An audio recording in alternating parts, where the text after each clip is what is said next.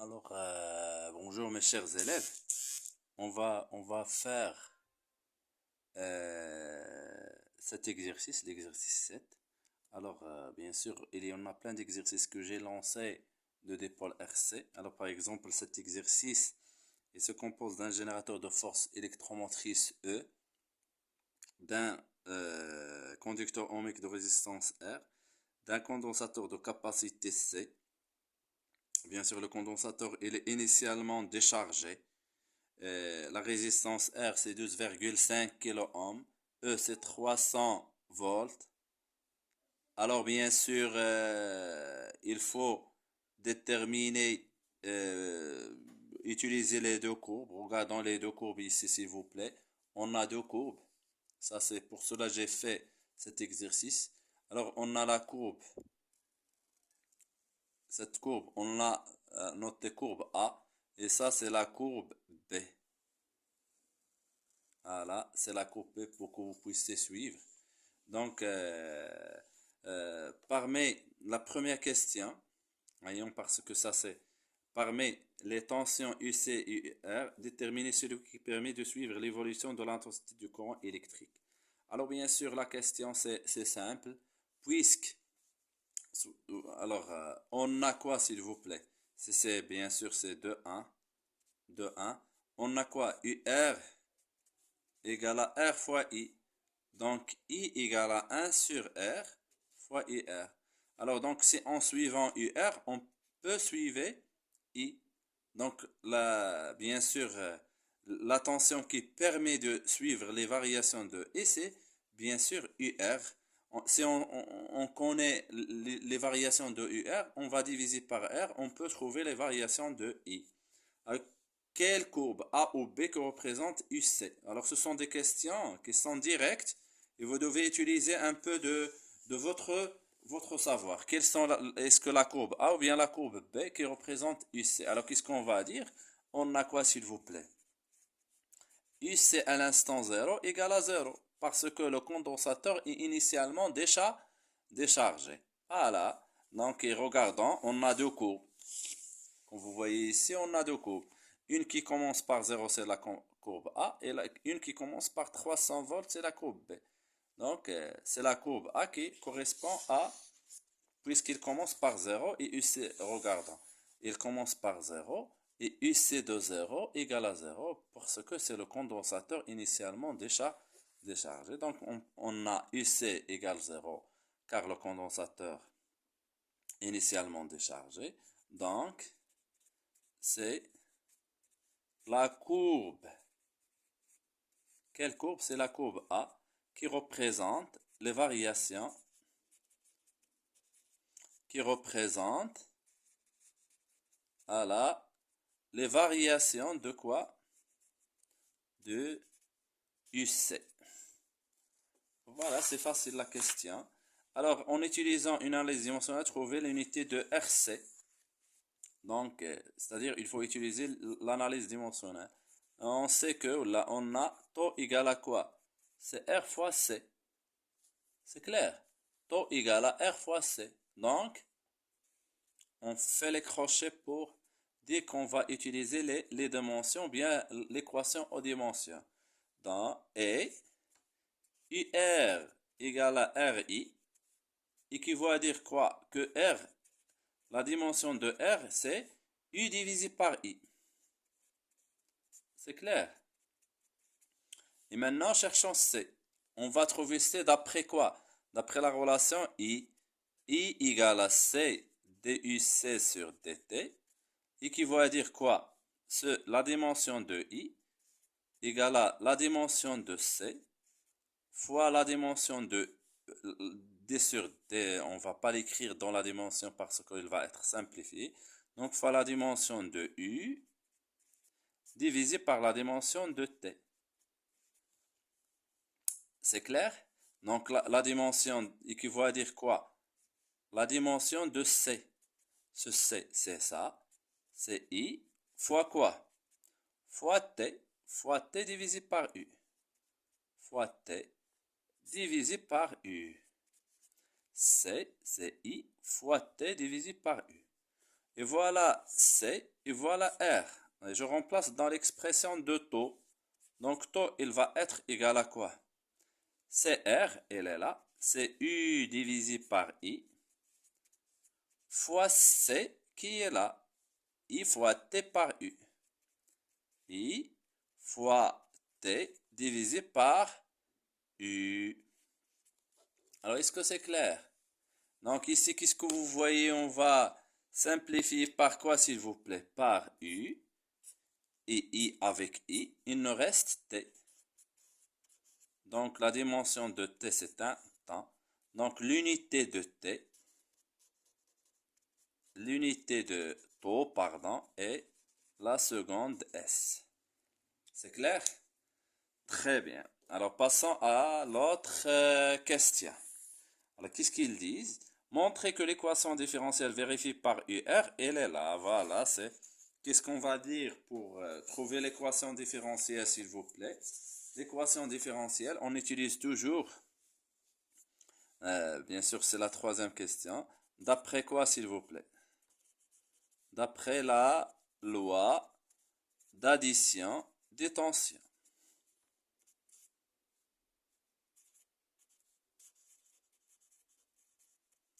Alors, qu'est-ce qu'ils disent, cette loi, s'il vous plaît? Qu'est-ce qu'on a? UC plus UR égale à E. Il va être égal à E. Et qu'est-ce que vous voyez? Bien sûr, pour l'équation différentielle vérifiée par UR, on va dériver ça. Vous devez apprendre la méthode. On dérive, donc on aura DUC divisé par DT plus DUR divisé par DT égale à la dérivée de E par rapport au temps. Et puisque E, c'est quoi E? C'est une constante. La dérivée d'une constante, c'est 0. Voilà, on aura quoi, s'il vous plaît? Donc finalement, on aura DUC divisé par DT plus DUR divisé par DT égale à 0. Et on va faire quoi? On va multiplier le tout. On va multiplier le tout par RC. Voilà. Donc il va vous rester quoi, s'il vous plaît? Voilà. Donc c'est RC fois DUC sur DT plus RC DUR sur DT égale à 0. Et quand vous voyez ce CDUC sur DT, c'est quoi ce CI? Est-ce que c'est clair? Donc CI, donc R fois I plus RC DUR sur DT égale à 0. Et vous voyez, UR, c'est bien sûr UR. Il y a RI. Donc il va vous rester, c'est plus RC DUR divisé par DT égale à 0. Voilà l'équation différentielle régissant les variations de UR. Et vous voyez, ça, RC, c'est bien. Donc, ce sont des astuces, il faut savoir, il faut s'habituer à utiliser, à trouver l'équation différentielle par UR dans le dipôle RC. Alors, sachant que la solution maintenant, regardons la solution. UR égale à ça, avec taux égale à RC. Écrire l'expression de ln UR. Donc, c'est une simple question. Donc, on a 6 UR égale à quoi? C'est E expo moins T sur taux. Alors, 6, 1. C'est quoi la question? C'est faire entrer la fonction ln. Donc, ln de UR égale à ln de E expo moins T sur taux. Ça, c'est fois. Donc, ln A fois B, c'est ln A plus ln B. Donc, ln UR égale ln de E plus ln expo moins T sur taux. C'est clair. Donc, là, ln E, ln va annuler l'expo, donc il va vous rester quoi? Moins T sur taux. Il vaut mieux qu'on l'écrive comme ça, ln E, moins 1 sur taux, fois T. la variable. Voilà ln de UR. C'est simple. Alors maintenant, on a à quoi faire. S'il vous plaît, à l'aide d'un logiciel, on a écrit, on a trouvé ça. On a fait les variations, regardons les variations de quoi, s'il vous plaît. C'est nécessaire et c'est indispensable de savoir travailler en utilisant cette courbe. Regardez, ln de UR en fonction du temps. C'est une fonction normalement qui est affine, ou bien c'est une droite qui ne passe pas par l'origine. Déterminez C, la capacité du condensateur. Normalement ici la question, on va faire deux questions. C'est déterminant E, déterminer E, la force électromotrice, et déterminant C. Alors, regardons s'il vous plaît. Regardons, on a quoi s'il vous plaît? Ça c'est 6,2. Alors déterminant, premièrement, déterminant, voilà, déterminant E. Alors regardons s'il vous plaît. Ici c'est ln UR, voilà. ln E, elle est là. Voilà, voilà ln E, c'est ça. Suivez avec moi s'il vous plaît. Voilà, ça c'est ln E. ln E, c'est l'ordonnée à l'origine. Et ce moins 1 sur taux, c'est le coefficient directeur. C'est le coefficient directeur de cette courbe. Donc, c'est facile, s'il vous plaît. ln de E, c'est l'ordonnée à l'origine. Et ce moins 1 sur taux, qui est là, regardez, s'il vous plaît. Ce moins 1 sur taux, c'est le coefficient directeur ou bien la tangente de la courbe. Alors, connaissant ça, je vais écrire les deux équations, s'il vous plaît. C'est facile. Hein. Donc, qu'est-ce qu'on va écrire? ln de E. Alors, je vais prendre ça, c'est 5,50, donc c'est 5,75. Plus ou moins, c'est 5,75. Alors non, on cherche E. Donc, je vais éliminer la fonction ln par l'expo. Donc, on aura E, c'est expo ça. Expo 5,75. Calculatrice, voilà. Shift, expo 5,75. Voilà la valeur. C'est 3,14 fois 10 à la puissance 2. Donc, c'est 314 volts. Voilà, c'est 314 volts. V en majuscule. Est-ce que c'est clair pour le moment? Alors maintenant, qu'est-ce qu'on cherche? On cherche à déterminer un surtaux pour qu'on puisse déterminer, bien sûr, regardons ici, c'est 314 et comme vous voyez ici aux données, c'est 300 parce que j'ai majoré ici. Alors, c'est facile. Hein? Alors, taux, on a dit que moins 1 sur taux. Bien sûr, il faut dire que ici, avant ça, la courbe est une fonction ici, elle est affine. C'est bon. Donc, moins 1 sur taux égale le coefficient directeur. Je vais prendre la même point ici, c'est 5,75. En bas, c'est 0. Ici, je vais prendre, par exemple, ce point. Alors, ce point, comme vous voyez ici, c'est 4,75. 4,75 divisé par 2. Ici, il est en secondes. Ici, on n'a pas d'unité. Donc, c'est déjà très bien. Donc, moins 1 sur taux égale à ça que je vais faire sur la calculatrice. Donc, 5,75 moins 4,75 divisé par 0 moins 2. Normalement, ici, je vais écrire 75, je vais l'éliminer. Il va nous rester 1 divisé par moins, c'est 0,5 avec un certain moins ici. Regardez ici. C'est 0,5. C'est 0,5 avec un moins. Bien sûr, en seconde, moins 1. Vous voyez? Donc, on va éliminer ce moins et on fait l'inverse. Donc, taux égale 1 divisé par 0,5. Voilà, voilà tout. Donc, bien sûr, en secondes. Donc, c'est 10, c'est 2 secondes. En cherchant, bien sûr, en cherchant C, donc taux égale à quoi? C'est R fois C. Donc, s'il vous plaît, on va, taux égale à R fois C, donc, en cherchant C, donc C égale à ce taux divisé par R.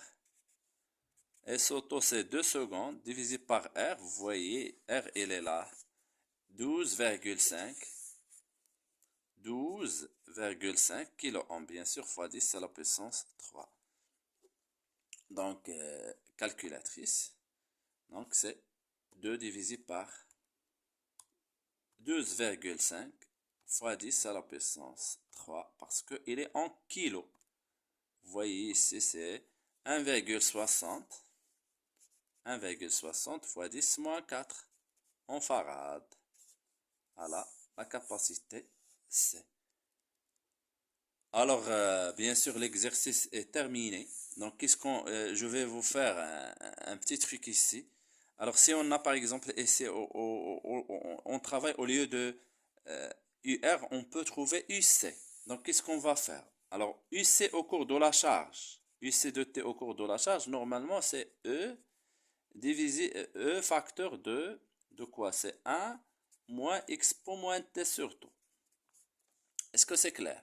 Alors, donc, UC, je développe ici, c'est E fois 1, c'est 1, moins E, expo moins T sur tout.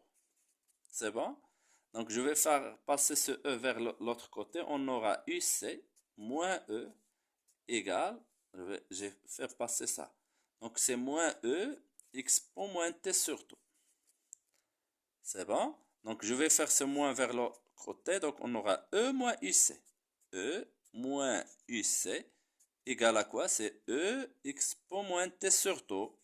Et qu'est-ce qu'on va faire après? Je vais faire entrer la fonction ln. Donc, ln E moins UC égale à quoi, s'il vous plaît? C'est ln E expo moins T sur taux. On vient d'expliquer que ln A fois B, ln A plus ln B. Donc, on aura ici, s'il vous plaît, quoi? C'est ln E plus ln expo moins T sur taux. Donc, ici, c'est ln E. Ici, ln va annuler expo, donc il va nous rester moins T sur taux. Donc, ici, on aura c'est ln E moins 1 sur taux fois T. Donc, ça, c'est ln de E moins UC. Est-ce que c'est clair? Donc, ici, la courbe, on va voir comme quoi la courbe, il va être comment? Donc, ici, s'il vous plaît, on aura la courbe comme ça. La courbe, il va être comme ça. C'est bon? Donc, comme je viens de dire, s'il vous plaît, la courbe, c'est une fonction ici, c'est, bien sûr, ici, c'est ln E moins UC. Bien sûr, c'est en fonction du temps, en secondes, millisecondes, ça dépend des données. Normalement, ln E, il est là. Ah, ln E, c'est cette valeur. Et ce moins 1 sur taux, moins 1 sur taux, on prend deux valeurs et on fait le coefficient directeur. Est-ce que c'est clair? Et n'hésitez pas, s'il vous plaît, d'utiliser ces courbes. Je viens d'expliquer comment faire. C'est bon? Bien sûr, comme un petit rappel, l'énergie stockée dans le condensateur,